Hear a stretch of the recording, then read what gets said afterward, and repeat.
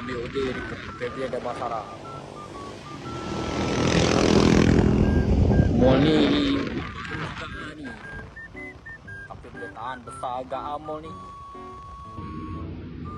Aku dapat kedai atas pula, tingkat 5 pula.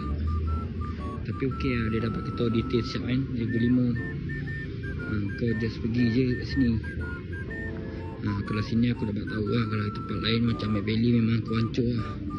Situ memang aku tak tahu lah. Sini aku okey lah lagi kan, dia bagi tahu detail siap kan.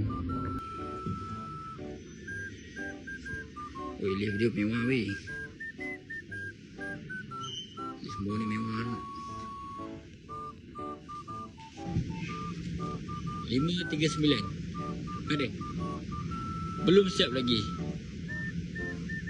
Habis. Kalau belum siap lagi habis. Memang sidai lah aku gamak kan.